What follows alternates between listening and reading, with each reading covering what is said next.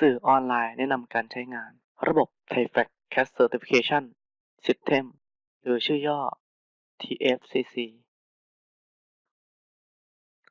ระบบบันทึกเรือเข้าออกรายวันหรือชื่อย่อ DP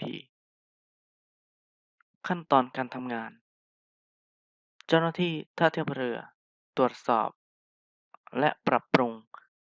ใบบันทึกเรือเข้าออกรายวันเลือกเมนูบันทึกเรือเข้าออกรายวันระบบจะสร้างแบบสรุปเรือเข้าออกรายวันให้อัตโนมัติ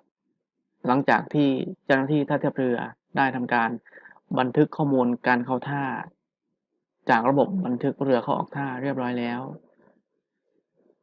ให้ทำการเลือกที่เลขที่แบบสรุปเรือเข้าออกรายวันที่ต้องการตรวจสอบและแก้ไขหลังจากที่เลือกเลขที่แบบสรุปเรือเข้าออกรายวันเรียบร้อยแล้วจะมีข้อมูลส่วนต้นนะครับที่จะประกอบด้วยเลขที่แบบสรุปเรือเข้าออกรายวันหรือว่า DP นะครับแล้วก็ประจำวันที่ที่บันทึกข้อมูลนะครับส่วน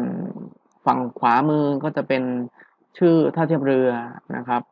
จังหวัดแล้วก็เลขที่ใบอนุญาตท่าเทียบเรือ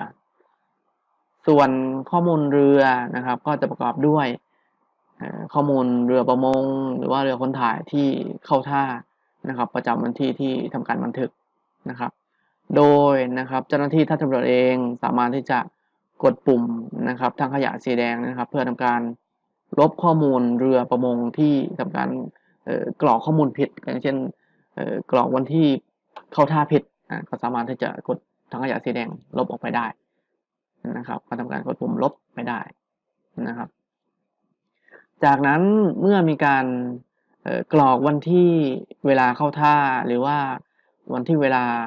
ออกท่าผิดนะครับสามารถที่จะเลือกไอคอนที่เป็นดินสอสีน้ำเงินนะครับเพื่อทำการแก้ไขได้เช่นกันอย่างเช่นตอนนี้จะแก้ไขวันที่ออกท่านะครับ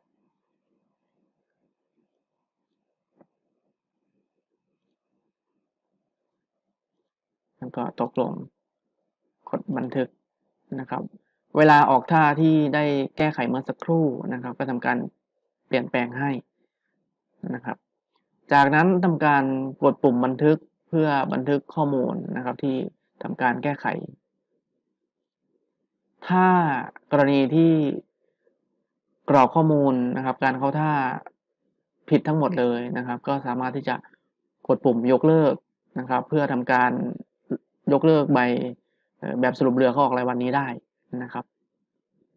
กดปุ่มปิดเพื่อกลับสู่หน้าหลักนะครับ